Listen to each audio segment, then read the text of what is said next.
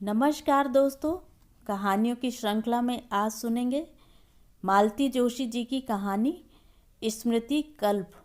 लेकिन उससे पहले मेरा आपसे विनम्र अनुरोध है कि अगर मेरे द्वारा सुनाई हुई कहानियाँ आपको अच्छी लगती हैं तो मेरे चैनल को सब्सक्राइब ज़रूर करें, लाइक करें और अपने दोस्तों और परिचितों में शेयर भी करें। बेल आइकन दबाना बिल्कुल भी ना भूलें। आज सुनिए स्मृति कल्प। पूरी दोपहर बिस्तर में गुजार दी थी, पर थकान से शरीर अब भी निढाल हो रहा था। और यह थकान सिर्फ सफ़र की थकान नहीं थी। स्वदेश लौटे 2 हफ्ते हो गए थे, पर मिलने वालों का तांता लगा हुआ था और हर रात हम लोग बाहर खाने जा रहे थे। छुट्टी की प्लानिंग करते समय हम लोगों ने सर्दी, गर्मी और बरसात का ही विचार किया था। यह भूल ही गए थे कि इस देश में एक और मौसम होता है, शादी का मौसम, और अपनी इस भूल को अब हम भुगत रहे थे। इसीलिए मैं भागकर भैया भाभी के पास चली आई थी। सोचा था 3-4 दिन खूब आराम कर लूँगी। अतुल के आने के बाद तो फिर निमंत्रणों का दौर शुरू हो जाएगा। या तो भैया किसी को डिनर पर बुलाएंगे या फिर हमें कहीं जाना पड़ेगा। 5:30 बजे भैया की गाड़ी को गेट के अंदर दाखिल होते हुए मैंने खिड़की से देख लिया था। फिर भी बिस्तर में दुबकी रही। रेणु जी, भाभी ने दरवाजे में खड़े होकर आवाज़ दी, आज रात भी होने वाली है, बाकी की नींद तब पूरी कर लेना। अब उठकर चाय पी लो, तुम्हारे भैया इंतज़ार कर रहे हैं। मुंह पर पानी के छींटे देकर आंचल से पोंछते हुए मैं बाहर आई। तब तक सचमुच भैया इंतज़ार में बैठे हुए थे। मेज पर लगा नाश्ता अनछुआ था, और वह नाश्ता था कि गजब। ब्रेड के पकौड़े, गाजर का हलवा, सेब, मठरी और मेरे साथ आई हुई मिठाइयाँ। बाप रे, आप लोग रोज़ इतना हैवी नाश्ता करते हैं? अरे, हमें तो तुम्हारी भाभी बिस्किट पर टरका देती हैं। यह सब तो तुम्हारे सम्मान में हो रहा है। मैं कोई मेहमान हूँ? मैंने मुंह फुलाकर कहा। बहन बेटी तो हमेशा ही मेहमान होती है। वैसे आज नाश्ता इसलिए हैवी बनाया है कि रात खाने में देर हो सकती है, भाभी ने सूचना दी। क्यों, कोई खाने पर आ रहा है? मैंने धड़कते दिल से पूछा। नहीं, हम लोग जाएंगे। चलोगी ना? Oh no. फिर मैंने मरी सी आवाज़ में पूछ लिया, किसके यहाँ जाना है? अरे, अपने रजनीश भाई के यहाँ। उनके बेटे का रिसेप्शन है। बेटे का मतलब अपूर्व का? वह इतना बड़ा कब हो गया? अभी तो उसका इंजीनियरिंग में एडमिशन हुआ था। उसे इंजीनियर बने भी 2 साल हो गए हैं। तुम क्या सोचती हो, जब तुम यहाँ नहीं थी तो समय थम गया होगा? काश ऐसा हो सकता। 6 साल बाद आई हूँ तो सब कुछ कितना बदला बदला लग रहा है। कई चीज़ों ने तो अपनी पुरानी पहचान ही खो दी है। कई जाने पहचाने चेहरे खो गए हैं, कई नए उगाए हैं। इस बदलाव को एकदम पचा पाना मेरे लिए मुश्किल हो गया है। पहली बार इतने अंतराल के बाद आई हूँ, शायद इसीलिए। बाद में शायद आदत हो जाएगी। क्या सोच रही हो, चलोगी ना? भाभी ने व्यग्रता से पूछा। और कहीं जाना होता तो सचमुच मना कर देती। बाहर खा खा कर एकदम थक गई हूँ मैं। पर रजनीश भाई के यहाँ नो प्रॉब्लम। मैंने स्पष्ट रूप से अनुभव किया कि भाभी ने राहत की सांस ली है। मैं मना कर देती तो वह सचमुच धर्म संकट में पड़ जाती।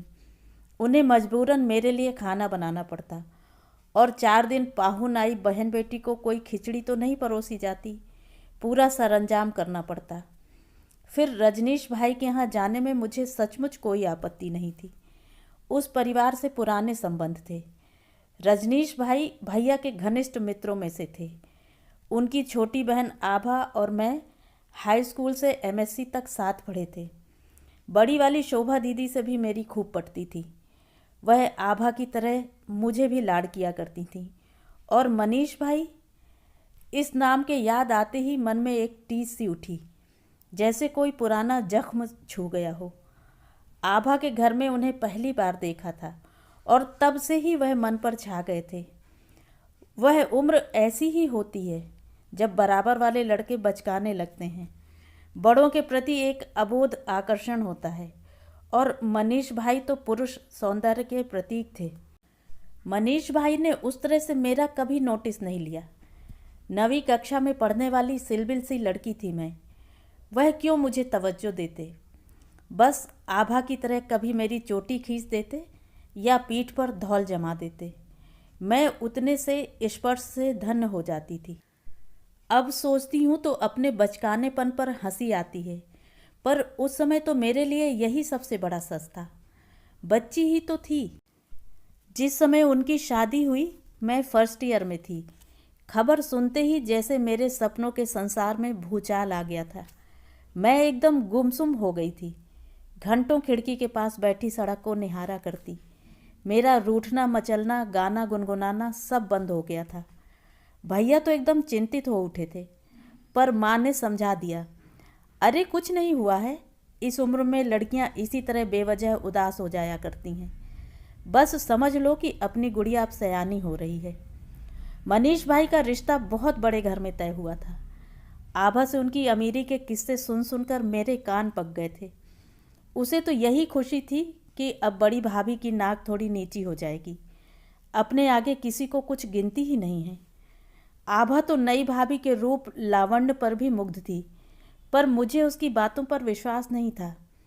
मुझे यकीन था कि पैसे की चमक से सब अंधे हो गए हैं। उन लोगों ने रुपयों से तौलकर अपनी काली कलूटी भैंस इनके पल्ले बांध दी है। पर ईश्वर ने मेरा यह मनोरथ भी निष्फल कर दिया। दुल्हन इतनी सुंदर थी कि उस पर से आंखें हटती ही ना थीं। मेहमानों के होठों पर बस एक ही बात थी, इतना सुंदर जोड़ा आज तक नहीं देखा। जोड़ा सचमुच बहुत सुंदर था। मैं बुके लेकर स्टेज पर गई तो ठगी सी देखती रह गई। मनीष भाई ने हमेशा की तरह मेरी चोटी खींचते हुए पूछा, ए छटंकी, भाभी पसंद आई? अपमान से मेरे तो आंसू निकल आए। आभा ने पता नहीं क्या समझकर उन्हें घुड़क दिया, कितनी जोर से चोटी खींचते हैं आप, बेचारी की सारी हेयर स्टाइल खराब कर दी। एक आध बार भाभी के बाल खींचिए, तब मज़ा आएगा। और मेरा हाथ पकड़कर वह धीरे से मुझे उतार लाई और कान में फुसफुसा कर पूछा, भाभी खूब सुंदर है ना? मैंने बेवजह मुंह बिचका दिया। शाम को तैयार होते हुए वे सारी बातें स्मरण हो आई और पता नहीं क्यों मैं बड़े मनोयोग से सजने लगी। उदयपुर में रहते हुए मैंने 15 दिनों में कोई 8 शादियां अटेंड की थी। हर बार सास और जिठानी अपनी भारी साड़ियाँ और गहनों की पेटियाँ लेकर आ जाती। उनका मन रखने के लिए मैं सब पहन भी लेती थी, क्योंकि वहाँ मेरा अपना वजूद तो कुछ भी नहीं था। मैं तो उन लोगों की बहू थी और परिवार की प्रतिष्ठा के अनुरूप मेरा पहनना ओढ़ना ज़रूरी था। पर आज तो मुझे ही ललक हो आई थी। भाभी के साथ बड़े चाव से मैंने अलमारी खंगाल डाली और एक गहरे नीले रंग की पोचमपल्ली का चुनाव कर डाला। नीला रंग तो केवल सतह पर था। आंचल और किनारी पर इंद्रधनुष के सारे रंगों से चित्रकारी की गई थी। गले और कान में भाभी का ही एक जड़ाऊ सेट और हाथों में मेल खाते कंगन। दर्पण में देखा तो अपनी ही छवि पर मैं मुग्ध हो गई और भाभी के सामने जाकर खड़ी हो गई। भाभी, मैं ठीक लग रही हूँ? भाभी ने प्यार से मेरे ललाट पर एक हल्का सा चुंबन जड़ दिया और बोली, आज माँ जी होती तो कितनी खुश होती। क्यों? उन्हें हमेशा शिकायत रहती थी कि आजकल की लड़कियों को पहनने ओढ़ने का ज़रा शौक़ नहीं है, बस चिंता सा लपेट कर चल देती हैं। आज तुम्हें देखती तो सारे गिले शिकवे दूर हो जाते। माँ की याद से मेरा भी मन गीला हो आया। शादी के तुरंत साल भर बाद उनकी 13वीं पर आना हुआ था। उसके बाद अब आई हूँ, पूरे 6 साल बाद। माँ जीवित होती तो शायद यह अंतराल इतना लंबा ना होता, क्या पता। माई गुडनेस, भैया की आवाज़ ने मुझे एकदम चौंका दिया। दुल्हन तो यहाँ बैठी है, फिर वहाँ रिसेप्शन किसका हो रहा है? प्लीज़ भैया, आप ऐसा कहेंगे तो मैं सलवार सूट पहनकर चली चलूँगी। हमारी गुड़िया रानी तो सलवार सूट में भी उतनी ही गॉर्जियस लगती है। क्या कहने हैं, सच कहता हूँ, कुछ देवियों को सूट पहने देखता हूँ ना। अब बस भी कीजिए, औरतों पर कमेंट्स करते हो तो आपकी ज़बान पर जैसे सरस्वती विराजमान हो जाती है। भाभी की घुड़की से भैया बेचारे चुप हो गए। मैंने विषय बदलने की गरज से कहा, भाभी ने अपना पूरा वार्डरोब ही मेरे सामने खोल कर रख दिया। Naturally I selected the best. बहुत भोंडा तो नहीं लग रहा ना? नहीं तो बदल लेती हूँ। लग भी रहा हो तो क्या है, हम लोग शादी में जा रहे हैं, कोई मातम पुरसी में नहीं। भाभी बोली, वैसे रेणु पर यह साड़ी इतनी अच्छी लग रही है कि मेरी तो दोबारा पहनने की हिम्मत ही न होगी। तो उसे ही दे डालो ना, भैया ने कहा। नई साड़ी लाने का खर्च बच जाएगा। भाभी ने फिर उन्हें गुड़क दिया। भैया बेचारे हंसते हुए तैयार होने चले गए। मैं समझ गई दोनों बच्चे बाहर हैं, अब ये लोग इसी तरह अपना मन बहलाते होंगे। हम लोग जब रिसेप्शन में पहुँचे तब तक 9 बज चुके थे, पर कार्यक्रम अपने पूरे शबाब पर था। फरलांग भर दूर से ही रोशनी की जगमगाहट आंखों को चौंधिया रही थी। डिस्को का कर्णकटु संगीत कानों से टकरा रहा था। जीवन में इतनी शादियां देखी हैं कि जिनका कोई हिसाब नहीं है, पर उन पर गंभीरता से कभी सोचा नहीं था। पर इस बार सब कुछ तटस्थ भाव से देख रही हूँ तो मन आंदोलित हो उठता है। लगता है जैसे एक होड़ सी लगी हुई है कि किसका रिसेप्शन ज़्यादा खर्चीला, ज़्यादा भड़कीला, ज़्यादा शानदार होगा। सिर्फ मंडप की सजावट और रोशनी में लोग इतना रुपया फेंक देते हैं कि उतने में एक गरीब की कन्या का ब्याह हो सकता है। और खाना, उसका वर्णन तो साक्षात सरस्वती भी नहीं कर सकती। पहले लोगों का बड़प्पन इस बात से आका जाता था कि उनके यहाँ कितने किस्म की मिठाई परोसी गई। अब तो रोटियों की कई किस्में चल पड़ी हैं। एक लंबा सा काउंटर सिर्फ उसके लिए होता है। फिर 5 तरह के अंकुरित अनाज, 6 तरह के अचार, 10 तरह की सब्जियां। खाने में पंजाबी, उत्तर भारतीय, दक्षिण भारतीय, चाइनीज, रशियन, कॉन्टिनेंटल और आइसक्रीम। हाँ, आइसक्रीम इज़ ए मस्ट। चाहे कड़कड़ाती ठंड हो, आइसक्रीम ज़रूर होगी। और लोगों की भीड़ उस स्टॉल पर जैसे टूटी पड़ती है। हाँ, अब तो स्टॉल लगते हैं, जिसकी जो मर्जी हो खाए और चलता बने। और स्टॉल भी कितने, कोई नौसिखिया हो तो गिनते गिनते ही बौरा जाएगा। समझ में नहीं आता कि क्या सब लोग इतनी हैसियत वाले हो गए हैं या कि लोक लाज के डर से करना पड़ता है। रजनीश भाई और भाभी स्वागत की मुद्रा में द्वार पर ही खड़े थे। मुझे देखा तो एकदम गदगद हो आए। अरे वाह, गुड़िया भी आई है, भाई मज़ा आ गया। अब यह मुँह देखी तो रहने दीजिए भाई साहब, आपसे तो एक कार्ड तक नहीं डाला गया। डर रहे होंगे कहीं सचमुच आ गई तो नेक देना पड़ेगा, पर आपकी चाल चली नहीं। देखिए, मैं साड़ी वसूलने आ ही गई। अरे छटंकी, कैसी बात कर रही है? तेरे भतीजे की शादी है, तू एक तो क्या 4 साड़ी ले लेना। तेरी भाभी तो इस समय इतने टॉप मूड में है कि पूरी दुकान ही सामने रख देंगी। मैंने भाभी की ओर देखा। पति की बात के समर्थन में वह पाव इंच मुस्कुरा भर दी। वह हमेशा से अपने आभिजात्य के प्रति बड़ी सजग रही हैं। मैंने कभी उन्हें खुलकर हंसते हुए नहीं देखा। भाभी से अपना ध्यान हटाकर मैंने रजनीश भाई से कहा, भाई साहब, ईश्वर के लिए मुझे अब छटंकी कहना छोड़ दीजिए प्लीज़। मेरा वेट कार्ड देखेंगे ना तो आपको पता चलेगा, और तू अपनी सहेली को देखेगी ना तो पता चलेगा कि तू छटाक तो क्या, तोला भर भी नहीं है। अरे आभा को बुलाओ भाई, अभी तो यहीं कहीं थी। आभा शायद आसपास ही थी। खबर मिलते ही दौड़ी चली आई और मुझसे लिपट गई। बाप रे, ऐसा लगा जैसे मक्खन का एक ढेर मेरे ऊपर गिर पड़ा हो। भैया ने सावधान किया, ए लड़की, जरा संभल के। मुझे रेणु को 1 पीस मियाँ को सौंपना है, नहीं तो वह केस कर देगा। आभा के पति उसके मुकाबले एकदम छरहरे और मासूम लग रहे थे। बोले, अपने स्लिम और ट्रिम होने का राज अपनी सखी को भी बतलाइए ना। अरे यह क्या बतलाएगी, मैं बताती हूँ। आज़ाद पंछी है ना, इसीलिए अपना रख रखाव कर पाती है। जरा 1-2 पुछल्ले जुड़ जाने दो, फिर देखना। मैं मुस्करा भर दी। शादी को 8 साल हो चले हैं, हर कोई उत्सुक है। सब जगह एक ही प्रश्न, एक ही फरमाइश। उत्तर में मैं बस मुस्करा कर रह जाती हूँ। 2.5 साल पहले एक हादसा हुआ था। आने वाला अधबीज से ही लौट गया था, पर मैं यह बात किसी को बताती नहीं हूँ। लोगों की सहानुभूति मैं झेल नहीं पाती। 6 ईयर इज़ टू मच यार, अब तो कुछ करो। करने का सोच ही रही थी, पर तेरा हाल देखकर तो हिम्मत जवाब दे रही है। अच्छा पहले चलकर मुझे दूल्हा दुल्हन से मिलवा तो दे, देखूं मुझे अपूर्व पहचानता भी है या नहीं। हम लोग भीतर की ओर चले। भैया भाभी तो कब के आगे बढ़ लिए थे। शामियाने में पांव देते ही सामने एक सुसज्जित जूस बार नज़र आया। इतनी ठंड में भी वहाँ भीड़ थी। ज़्यादातर भीड़ महिलाओं की ही थी। पास जाने पर उसका कारण समझ में आया।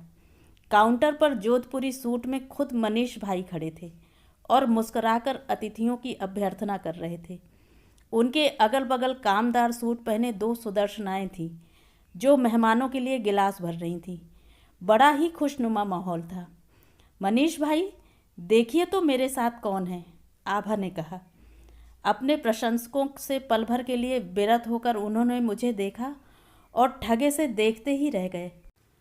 आभा, कहीं यह तेरी सिलबिल सी सहेली तो नहीं है? ओ माय गॉड, अमेरिका ने तो इसकी एकदम काया पलट कर दी। कब आई? आज सुबह। What a beautiful surprise. Renu, ये मेरी कन्याएं हैं, शुभा और श्वेता। छोटी उज्जवल यहीं कहीं घूम रही होगी। और लड़कियों, यह हैं आभा बुआ की पक्की सहेली रेणु। लड़कियां बेवजह शर्मा गईं, मानो मैं उन्हें अपने बेटे के लिए पसंद करने आई हूँ। लेकिन वाकई अगर मेरे पास ब्याहने लायक लड़का होता तो एक को तो मैं ले ही जाती। मनीष भाई, आपकी बेटियां बहुत सुंदर हैं, एकदम भाभी पर गई हैं। क्या मतलब? हम क्या लंगूर हैं? जनाब, हमारे सफ़ेद बालों पर मत जाइए। किसी ज़माने में हमें लेडी किलर कहा जाता था। अब यह बात मुझे आपसे मालूम करनी होगी। मनीष भाई, ना तो आपके बाल सफ़ेद हुए हैं, ना आपका लेडी किलर होना इतिहास हुआ है। You are still extremely popular. What a compliment. इस मेहरबानी का आपको क्या सिला दूँ? यह मत समझो कि मैं सिर्फ फलों के रस परोस रहा हूँ। मेरे पास और भी पेय हैं। क्या पियोगी? नो थैंक्स, कहते हुए मैं बाहर निकल आई। भाभियों और आंटियों के हुजूम ने फिर मुझे घेर लिया और कह कहों के दौर फिर शुरू हो गए। अगल बगल दोनों बेटियां खड़ी थीं और वह बिंदास फ्लर्ट कर रहे थे। लड़कियां खिलखिला रही थीं। ज़माना कितना बदल गया है। अपने पिता के सामने इस तरह हंसने की हमारी कभी हिम्मत ही नहीं थी। पिता भी तो उस जमाने के थे। उन्होंने भी इतने बेलौस अंदाज में यह कभी नहीं कहा होगा कि किसी ज़माने में हमें लेडी किलर कहा जाता था। शोभा दी नहीं दिखाई दी। जीजा जी फिर पड़ गए क्या? वैसे भी दिसंबर का महीना तो उनके लिए कसाले का ही होता है। चलते चलते आभा एकदम रुक गई। मुझे घूरते हुए बोली, तुझे कुछ भी पता नहीं? क्या? जीजा जी नहीं रहे। क्या? मेरा तो जैसे खून ही जम गया। हाँ, इसी फरवरी में उनका देहांत हुआ है। अभी साल भर भी नहीं हुआ है ना, इसीलिए दीदी नहीं आई। तुम लोग इतने दकियानूसी कब से हो गए रे? फिर यह तो घर की शादी थी, यहाँ आने में क्या हर्ज था? कोई इसरार करके बुलाता तब तो। यहाँ तो किसी को फुर्सत ही नहीं है। जो आ गए हैं उन्हीं की कोई पूछ परख नहीं है। तुम ही बताओ, अगर यह जोर देकर कहती तो दीदी मना कर देती। उनका भी तो आने का मन कर रहा होगा। लड़के की यही एक शादी तो है। मनीष भाई के तो तीनों लड़कियां ही हैं। तुम ही ज़बरदस्ती ले आती। मेरा घर होता तो ज़रूर ले आती। दूसरों के काम में अपन दखल नहीं देते, उसने मुंह फुलाकर कहा। खैर, तुम्हारी बड़ी भाभी तो हमेशा से अलूफ रही हैं, पर सविता भाभी तो मनुहार करके ला सकती थी। उनका भी हक बनता है। रेणु, किस दुनिया में रहती है तू? तुझे किसी की खबर नहीं है? क्या मतलब? क्या सविता भाभी भी? ओ गॉड, पल भर को जैसे मेरी सांस ही रुक गई। नहीं रे, सविता भाभी मरी नहीं हैं, पर इससे तो मर जाती तो अच्छा था। मतलब मृत्यु से भी भयंकर कोई बात है। क्या हो सकती है? क्या वह घर छोड़कर किसी के साथ? नहीं, ऐसा नहीं हो सकता। कम से कम मनीष भाई को देखकर तो ऐसा नहीं लगा कि कोई अनहोनी हो गई है। वह उतने ही फक्कड़ मस्त मौला नजर आ रहे थे। आभा से सारी बातें खुलासेवार जानने की इच्छा थी। सोचा था कहीं एक तरफ कुर्सियां लेकर बैठ जाएंगे। तभी किसी ने उसे आवाज़ दी। सॉरी यार, मुझे जाना पड़ेगा। ससुराली रिश्तेदार हैं, उन्हें ठीक से अटेंड करना पड़ेगा। खातिरदारी में ज़रा भी कसर रही तो रिपोर्ट सीधे हाई कमान तक, यानी कि मेरी सास तक पहुंच जाएगी। चलती हूँ, एन्जॉय योर सेल्फ। अब क्या खाक एन्जॉय करूँगी मैं? दो दो बॉम्ब शेल डालकर खुद तो हवा हो गई और कहती है एन्जॉय योर सेल्फ। माँ की कही एक बात याद आई। वे कहती थी शादी के मंडप में मृत्यु की चर्चा कभी नहीं करनी चाहिए, अब शगुन होता है। अब शगुन तो क्या होता होगा, हाँ मूड ज़रूर चौपट हो जाता है। भैया भाभी पर इतना गुस्सा आ रहा था, दो दो हादसे हो गए और मुझे खबर भी नहीं। खैर गलती मेरी ही है। पत्राचार तो इन दिनों छूट ही गया है, कभी कभार मैं ही फ़ोन कर लेती हूँ। उस समय जो ताज़ा समाचार होता है वह मिल जाता है, फिर चाहे वह सन्याल साहब के टाइगर की मृत्यु हो, मेहरी की बबली की शादी हो या धोबी की चौथी कन्या का जन्म हो। और इतने महत्वपूर्ण समाचार सिर्फ इसलिए छूट गए कि उस दौरान मैंने फ़ोन नहीं किया होगा। मुझसे तो घर पहुंचने तक भी सब्र नहीं हुआ। गाड़ी में बैठते ही पूछा, शोभा दीदी के पति नहीं रहे? मुझे तो पता ही नहीं था। अरे भैया बोले, तुम्हें पता नहीं था? इतना ताव आया। मेरा प्रश्न मुझी को लौटा रहे थे। यह भी कोई बात हुई? किसी तरह अपने को जब्त कर मैंने पूछा, और यह मनीष भाई की बीबी का क्या चक्कर है? चक्कर क्या है, बस समझ लो शनि का फेरा है। बेचारी 3 साल से खटिया पर पड़ी हैं। क्यों, कैंसर है?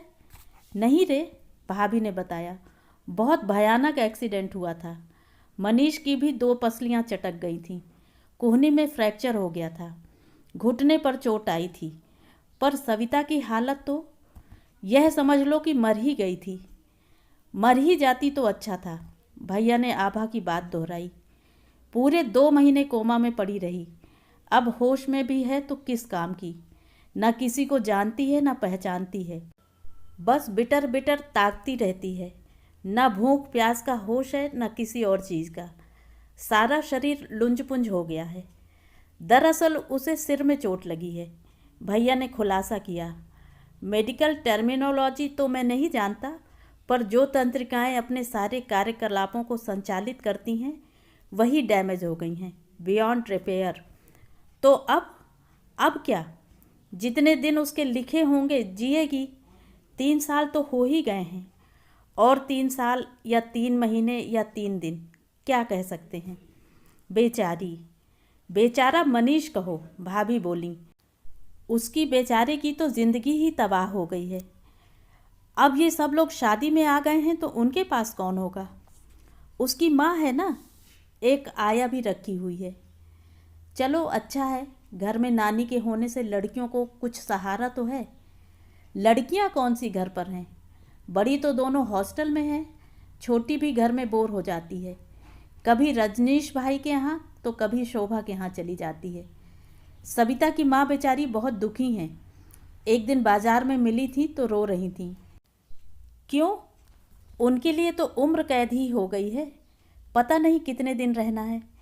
तिस पर मनीष आजकल उखड़ा उखड़ा रहने लगा है, उनसे ढंग से बात नहीं करता। लड़कियां अपने में मगन हैं, कोई घड़ी भर भी उनके पास नहीं बैठती। नौकर भी बदतमीजी से पेश आते हैं। वह आया अलग हुक्म चलाती है।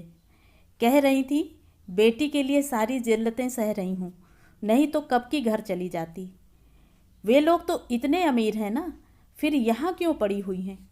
उन्हें तो चाहिए कि भाभी को लेकर अपने घर चली जाएं और शान से रहें। रेणु, तुम भी अभी तक बस बच्ची ही बनी हुई हो। बूढ़ी माँ और मृतप्राय बहन, यह दोहरा भार भला कौन उठाना चाहेगा? पिता जीवित होते तो और बात थी। सारी रात मैं सो नहीं सकी। सविता भाभी की रिसेप्शन वाली छवि आंखों में तैरती रही। उसके बाद भी उन्हें कई बार देखा था। अपनी जुड़वा कन्याओं के साथ वह अक्सर ही बाजार में, सिनेमा में, समारोहों में नज़र आ जाती थी। हमेशा चुस्त दुरुस्त, स्मार्ट और सलीकेदार। ऐसी महिला असहाय अवस्था में बिस्तर पर पड़ी हुई है, यह सोचकर ही झुरझुरी हो आई।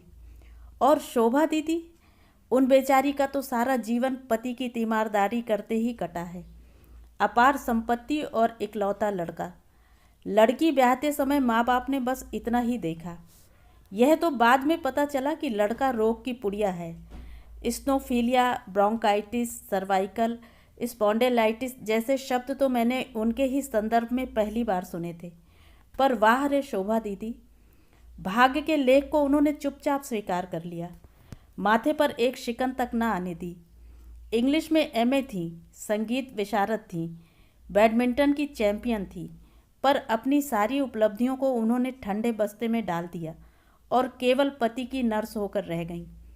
पति की लंबी बीमारियों ने उन्हें समाज से, परिवार से काट दिया था, पर उन्होंने कभी इसका मलाल नहीं किया। सच, हिंदुस्तानी औरत को ईश्वर पता नहीं किस मिट्टी से गढ़ता है। मैंने 2 दिन प्रतीक्षा करने के बाद आभा को फ़ोन किया। सोचा अब तो वह शादी के माहौल से उबर ही चुकी होगी। पता चला वह कल रात ही सपरिवार कानपुर चल पड़ी है। मुझे मालूम है बड़ी भाभी का आतिथ्य उसे ज़्यादा दिन रास नहीं आया होगा, पर एक बार मुझसे मिल तो लेती। पर मिलना तो दूर, बंदी ने फ़ोन भी नहीं किया। बहुत बुरा लगा। फिर मैंने भाभी की चिरौरी की। भाभी, कल तो अतुल आ ही जाएंगे, फिर कहीं जाना नहीं हो पाएगा। आज मेरे साथ सविता भाभी को देखने चलेंगी? वहाँ देखने लायक अब क्या है, वह तो बेजान सी पड़ी हुई है। अपन जाते हैं तो उसकी मम्मी अपनी रामायण लेकर बैठ जाती हैं। फिर नौकर लोग मनीष से चुगली लगाते हैं, अच्छा नहीं लगता। तो शोभा दीदी के यहाँ चलें? मेरी अकेले जाने की हिम्मत नहीं पड़ रही। दरअसल मैं तो तुम्हें अपने साथ क्लब ले जाना चाहती थी, भाभी ने कुछ पसोपेश के साथ कहा। वहाँ सब लोग तुम्हें देखने को बहुत उत्सुक हैं, पर मैं वहाँ जाने के लिए ज़रा भी उत्सुक नहीं थी। मैंने बड़ी नम्रता से अपनी अनिच्छा जाहिर कर दी। भाभी ने भी शायद औपचारिकतावश ही कहा होगा, क्योंकि मेरे एक बार मना करते ही वह मान गई। हम दोनों ने शायद एक साथ ही राहत की सांस ली होगी। एक काम करते हैं, भाभी बोली, मेरा रास्ता उधर से ही है, मैं जाते जाते तुम्हें ड्रॉप कर दूंगी, चलेगा? दौड़ेगा, मैंने कहा।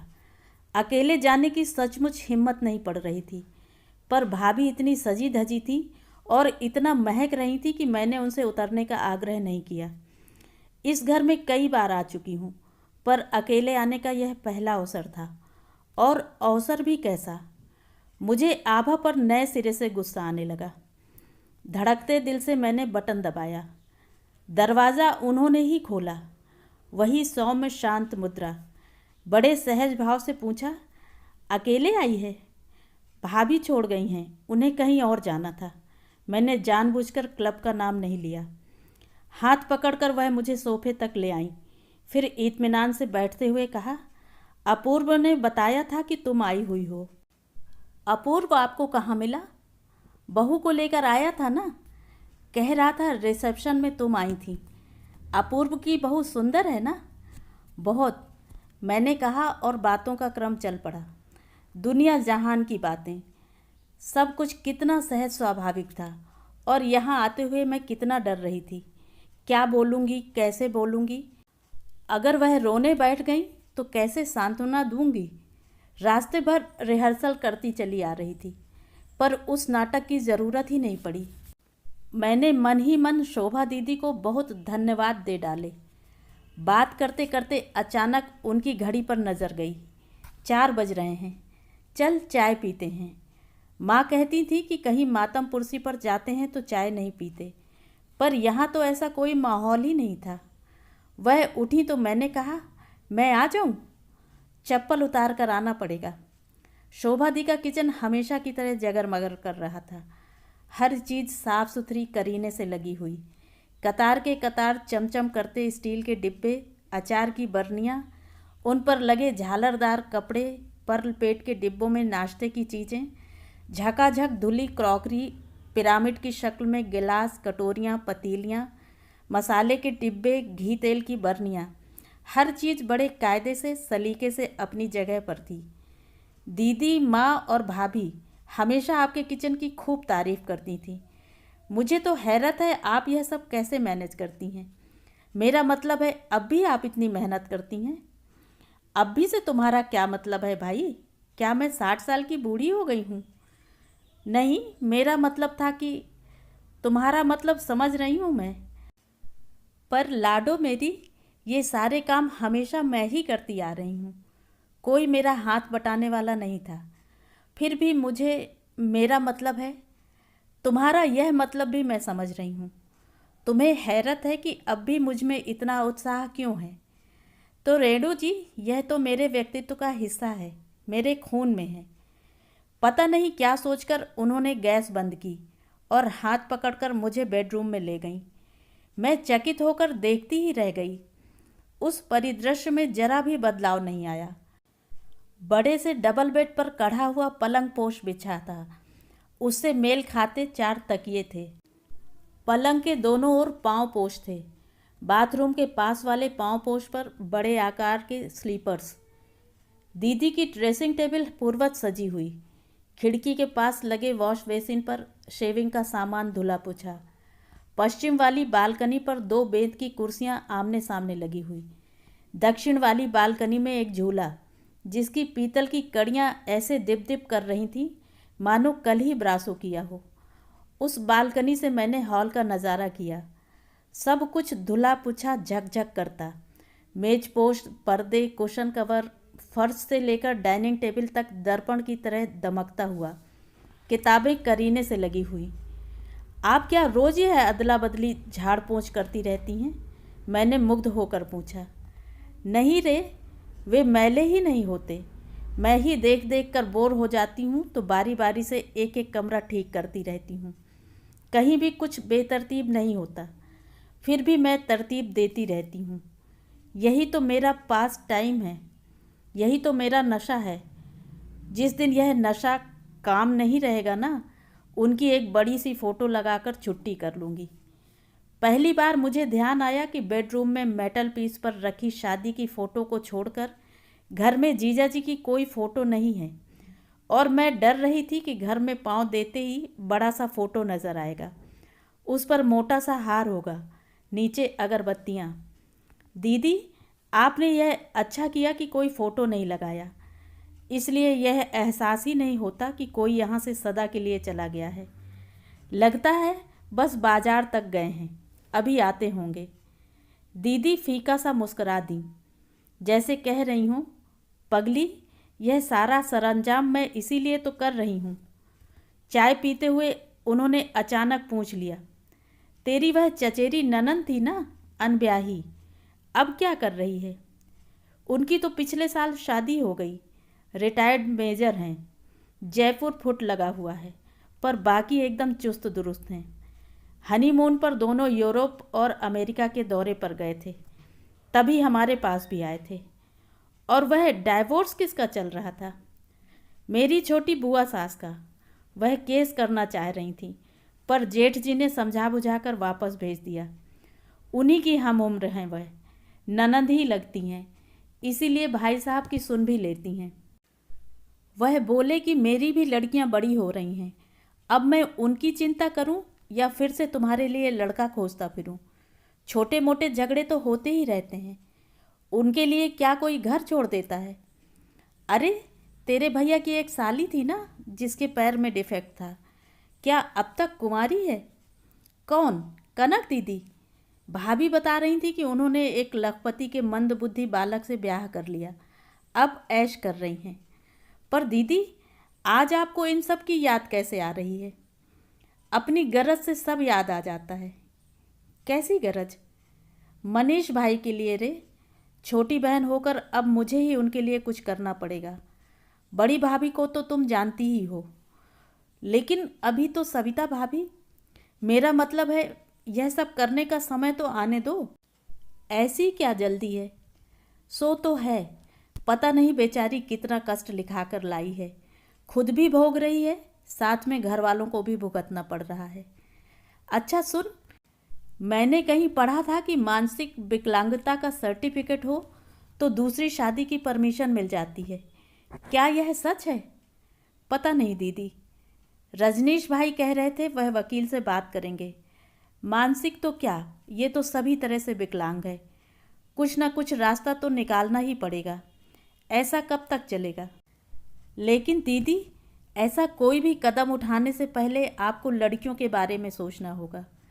क्या माँ के जीवित रहते हुए दूसरी माँ की कल्पना को झेल पाएंगी? अरे यह सब उठापटक हम लोग लड़कियों के लिए ही तो कर रहे हैं। बेचारी माँ के रहते अनाथ हो गई हैं, जैसे मनीष भाई पत्नी के रहते सन्यासी हो गए हैं। मनीष भाई और सन्यासी, मुझे अनायास ही उस दिन रिसेप्शन वाला रूप याद आ गया। दीदी, आपकी शादी को कितने साल हो गए? मैंने एकाएक पूछ लिया। 16। क्यों? इस बीच जीजा जी कितने दिन बीमार रहे? यह पूछ कि कितने दिन ठीक रहे। उनकी तो साइकिल थी, ऋतु चक्र के अनुसार ही हेल्थ बुलेटिन चलता था। सावन भादो घर में रहेंगे, दिवाली से होली तक घर में क्या बिस्तर में ही रहेंगे। इसके अलावा सर्दी जुकाम लू लपट चलता ही रहता था। कमज़ोर आदमी को हर व्याधि बड़ी जल्दी पकड़ लेती है, और जितने दिन वह बीमार रहते आप घर में कैद हो जाती थी। वह सब तो तू जानती ही है। आपको कभी ऊब नहीं हुई, खींच नहीं आई? पागल, एक बार जिसे अपना कह दिया उससे ऊब कैसी, खींच क्यों होगी? वह और 16 साल जीते तब भी मैं उनकी इतनी ही लगन से सेवा करती, पर क्या करूं, ईश्वर को मंजूर ही नहीं था। उन्होंने एक सांस भरकर कहा। इतनी देर में पहली बार उनके मुंह से एक अवसाद भरा वाक्य निकला था। और दीदी, मनीष भाई 3 साल में ही इतना ऊब गए हैं कि हर कोई उनके लिए ऊपर नीचे हो रहा है। वह पुरुष हैं रे, औरतों का सा सब्र वह कहाँ से लाएंगे? अच्छा मान लो यह हादसा अगर उल्टा हो जाता, मनीष भाई बिस्तर पर होते और भाभी ठीक ठाक होती, तो क्या वह उनकी मृत्यु की कामना करती? क्या बात करती हो, ऐसा कहीं होता है? यही तो दुख है दीदी कि ऐसा नहीं होता। पति चाहे लंगड़ा लूला काना कुबड़ा हो, तब भी हिंदुस्तानी पत्नी उसकी दीर्घायु की कामना करती है, उसके लिए व्रत उपवास करती है, मनौतियाँ मानती हैं। जानती हैं क्यों? क्योंकि उसे मालूम है कि पति के बिना उसका अस्तित्व शून्य है। घर परिवार में उसका मान सम्मान, समाज में उसकी प्रतिष्ठा सब पति के दम से होती है। सबसे ताज़ा उदाहरण तो आपका ही है। परिवार के इकलौते बेटे की शादी थी और आप वहाँ नहीं थी। मुझे बुलाया था रे, मैं ही नहीं गई। पता नहीं क्यों मन ही नहीं हुआ, और किसी ने आप पर ज़बरदस्ती भी नहीं की होती तो आप ज़रूर जाती, और जाती तो देखती कि असहाय अपाहिज पत्नी को घर छोड़कर मनीष भाई कैसी रंगरेलियां मना रहे थे। कहा ना कि वह पुरुष हैं, उन्हें सब सोहता है, दीदी ने थकी सी आवाज़ में कहा। पता नहीं क्यों मुझे भी एकाएक थकान हो आई। मैं उठ खड़ी हुई। दीदी अब चलूँगी, भैया दफ्तर से आते ही मुझे खोजने लगते हैं। 2-4 दिन ही तो हूँ, उन्हें पूरा समय देना चाहती हूँ। अगला चक्कर कब लगेगा? 8 साल बाद। नहीं दीदी, इस बार सोचती हूँ कि जल्दी आऊँगी। सब लोग बहुत नाराज़ हो रहे थे। यह हुई ना बात, और अकेली नहीं आओगी, समझी? गोद भरी होनी चाहिए। दीदी हम लोग अभी ठीक से सेटल नहीं हुए हैं। बच्चा हो गया तो संभालेगा कौन? मुझे दे जाना, मैं पाल लूँगी। जब सेटल हो जाओ तब ले जाना, पर बुढ़ापे तक इंतज़ार मत करना। मैंने मन ही मन कहा। मुझे मालूम है दीदी, तुम मेरा तो क्या, ऐसे दर्जन भर बच्चे संभाल सकती हो। तुम में अब भी इतनी ऊर्जा है, उत्साह है कि एक भरी पूरी गृहस्थी का भार उठा सकती हो। पर इस करुण सत्य को जानने की इच्छा किसकी है? सब मनीष भाई के लिए ऊपर नीचे हो रहे हैं, पर तुम्हारे इस बीहड़ एकांत में झांकने का समय किसी के पास नहीं है। तुम अपने कल्पना लोक में ही विचरण करने के लिए अभिशप्त हो। विदा लेते समय मेरी पलकें गीली थीं। तो ये थी कहानी। कहानी आपको कैसी लगी कमेंट करके ज़रूर बताएं।